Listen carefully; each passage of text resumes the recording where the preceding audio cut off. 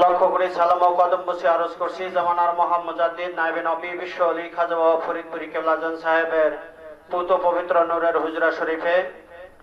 লক্ষ্য করে সালাম ও কদম বসে আরজ করছি কেবলাজান হুজুরের স্থলাভিষিক্ত আলহাজ খাজা মিয়া ভাইজান মুজাদ্দিদি সাহেবের পুত পবিত্র কদম মোবারকে।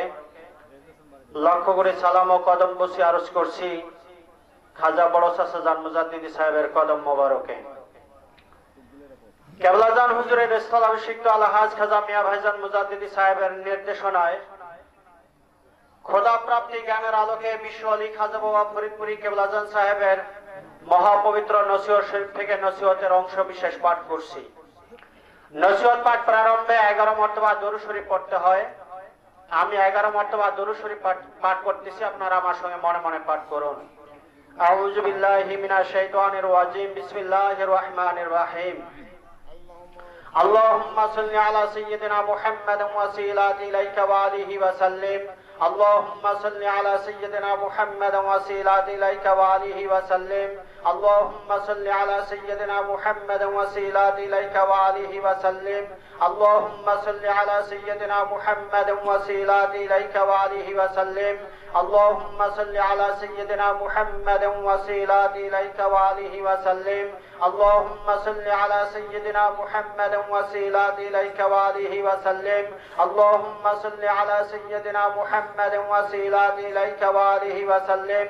اللهم صل على سيدنا محمد وسيلات إليك وآله وسلم. اللهم صل على سيدنا محمد وسيلات إليك وآله وسلم. اللهم صل على سيدنا محمد وسيلات إليك وآله وسلم.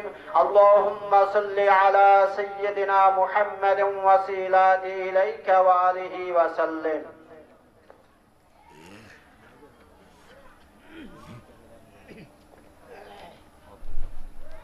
নসিহত নম্বর 27। বিসমিল্লাহির রহমানির রহিম।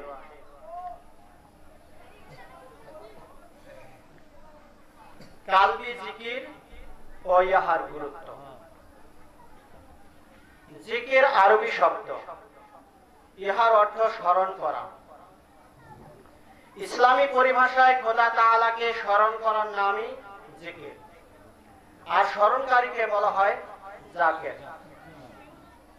পীরে কামেল খোদা তাআলাকে চিনিবার পথে স্বীয় মুরিদ বর্গকে আল্লাহ 2 প্রকারের জিকির শিক্ষা দিয়ে থাকেন, যথা জিকিরে ইসমে জাত এবং নাফি ইসবাত। আল্লাহ পাক পবিত্র কোরআন শরীফে বলেন, ওয়ামা খালাকতুল জিন্না ওয়াল ইনসা ইল্লা লিয়াবুদুন।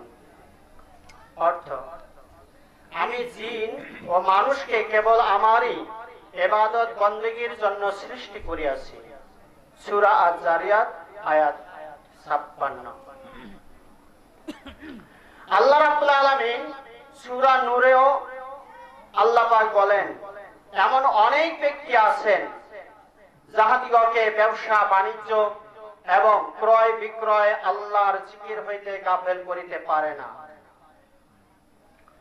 ব্যবসায়ী তাহার বাণিজ্য কাজে ব্যস্ত থাকা অবস্থায় বা ক্রেতার সাথে বিক্রেতা দাম দস্তুর করিবার সময় কিভাবে জিকির করেন? জাহিরি জিহ্বা তো একটাই, ইহা দ্বারা বেচা কেনার সময় কথাবার্তা বলিবে না জিকির করিবে।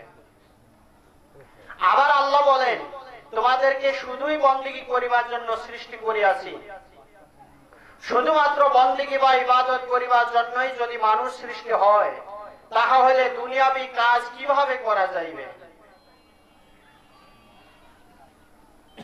তাহা ছাড়া জীবনে 3 ভাগের প্রায় 1 ভাগ সময় তো মানুষ নিদ্রায় অতিবাহিত করে।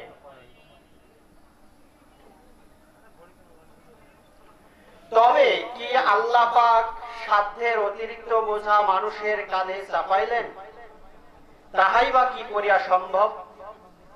একজন ন্যায়পরায়ণ বাদশাহী যেখানে প্রজার উপর সামর্থ্যের অতিরিক্ত বোঝা চাপান না, সেখানে সমস্ত বাদশাহের বাদশাহ মহান স্রষ্টা কি করিয়া দুর্বল মানব জাতির উপর সাধ্যাতিরিক্ত বোঝা চাপাইবেন? আসলে সার্বক্ষণিক যে জিকির, যে ইবাদত বন্দেগীর কথা আল্লাহ পাক উল্লেখ করিয়াছেন, তাহা হইল কালবি জিকির। পীরে কামেল তাহাদের মুরিদদিগকে এই কালবি জিকির শিক্ষা দিয়া থাকেন। পীরে কামেলের তাওয়াজ্জুর শক্তি বলে মুরিদের কালব জিন্দা হইয়া তথায় আল্লাহ আল্লাহ জিকির জারি হয়। একবার এই জিকিরে কালবি জারি হইলে তাহা আর বন্ধ হয় না।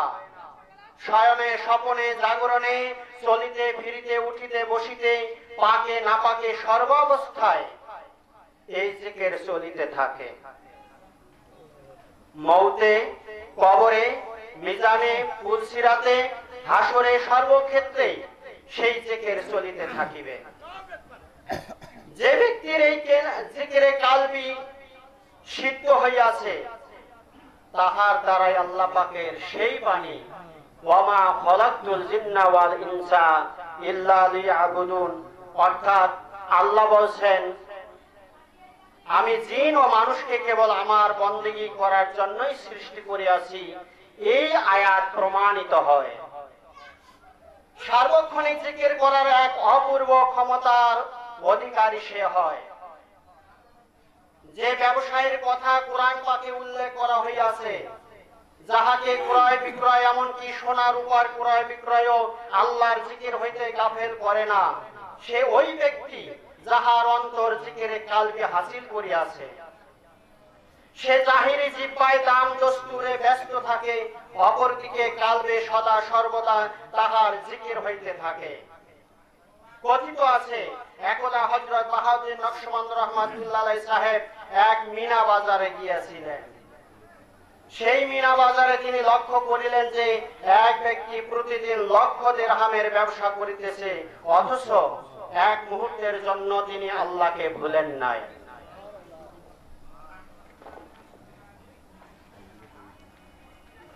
উক্ত ব্যবসায়ী এত বেচা কেনার মধ্যেও প্রতি মুহূর্তে খোদা তাআলাকে স্মরণ করিয়াছেন, শুধুমাত্র জিকিরে কালবি সিদ্ধ থাকার কারণে।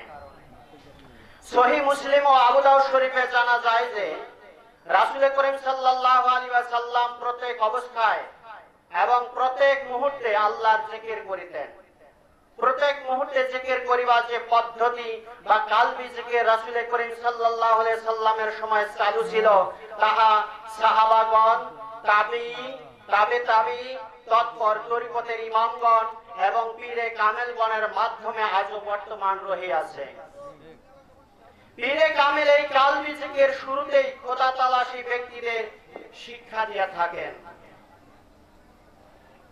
কাল্ব মানব দেহ অভ্যন্তরে ক্ষুদ্র এক লতিফা, যাহা বাম স্তনের 2 আঙ্গুলের নিচে বুকের মধ্যে অবস্থিত। কাল্ব আলমে আমর বা সূক্ষ্ম জগতের লতিফা।